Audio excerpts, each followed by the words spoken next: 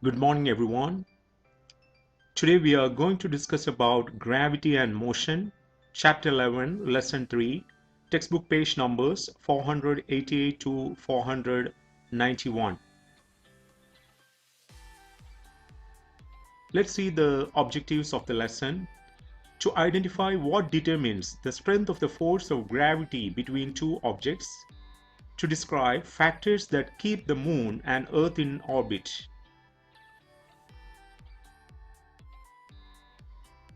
Okay, let us see about what determines gravity. As we know that Earth revolves around the Sun in a nearly circular orbit, the Moon orbits Earth in the same way. But what keeps Earth and the Moon in the orbit? Why don't they just fly off into the space? The first person to answer these questions was the English scientist Sir Isaac Newton. In the 1600s, Newton realized that there must be a force acting between Earth and the Moon that kept the Moon in orbit. What is gravity? What do you mean by gravity? We know that objects in space are affected by different forces. What is a force? What do you mean by force? A force is a push or a pull.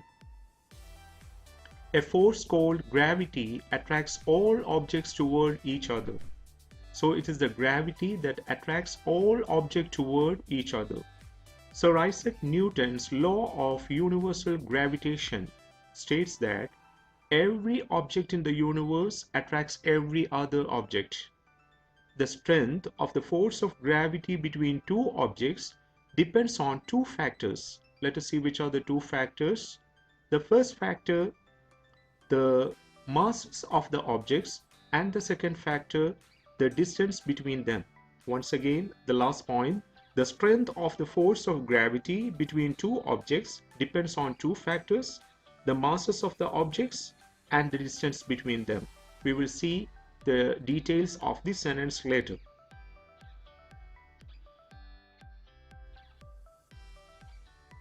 Now let's see the difference between mass and weight. What is mass? Mass is the amount of matter in an object. Because Earth is so massive, it exerts a much greater force on you than a textbook does. Now let's see what you mean by weight. What is weight? The measure of the force of gravity on an object is called weight. An object's weight can change depending on its location. On the Moon, you would weigh about 1/6 as much as on Earth. That's because the Moon has less mass than Earth. So the pull of the Moon's gravity on you would also be less. Last time we had a discussion about the strength of the force of gravity between two objects depends on two factors. Which are the two factors? The masses of the objects and the distance between them. Let's go through this slide. Gravity and distance.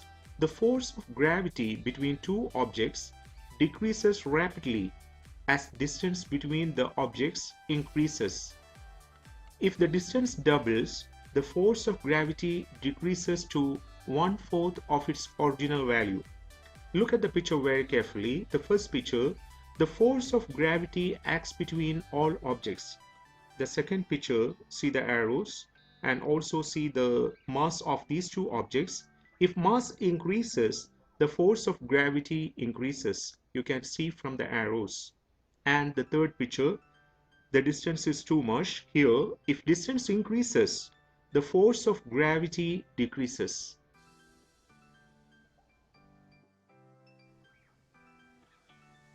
Let's continue about gravity and mass.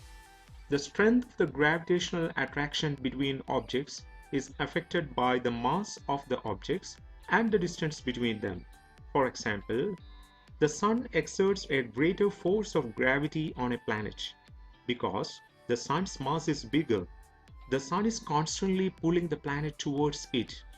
Distance between the Sun and a planet can change the force of gravity. Look at the picture. Here you can see from this picture, gravity increases as mass increases. Our next topic is about what keeps objects in orbit. Earth and the Moon remain in orbit because of inertia. Let's see what you mean by inertia. What is inertia? Inertia is the tendency of an object to resist a change in motion. For example, you feel the effects of inertia when you are riding in a car and it stops suddenly. What will happen? You keep moving forward until your seatbelt catches you. The more mass an object has, the greater its inertia. An object with greater inertia is harder to start or stop. Once again, I repeat inertia. Inertia is the tendency of an object to resist a change in motion.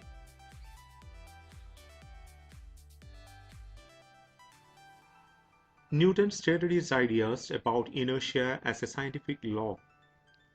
We already discussed about Newton's first law of motion, second law of motion, and third law of motion. Newton's first law of motion says that an object at rest will stay at rest, and an object in motion will stay in motion with a constant speed and direction unless acted on by a force. Newton concluded that inertia and gravity combine to keep Earth in orbit around the Sun and the Moon in orbit around the Earth. So this is because of inertia. Inertia means the tendency of an object to resist a change in motion. And Newton's first law sometimes we call law of inertia.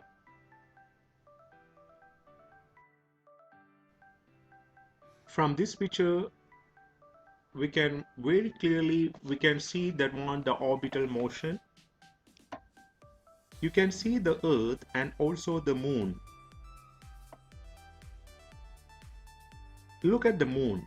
Here it is written force of gravity from the Moon.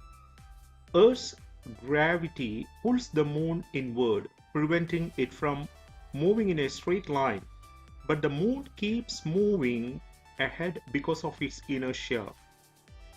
Also, you can see the Moon's motion without gravity. Without Earth's gravity, the Moon would move off in a straight line.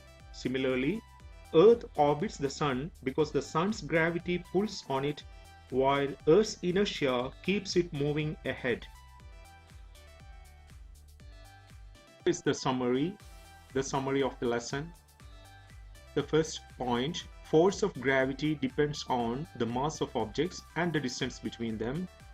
Objects are kept in orbit by gravity and inertia. Thank you very much. I hope you enjoyed the lesson. See you next time. Bye bye. Take care.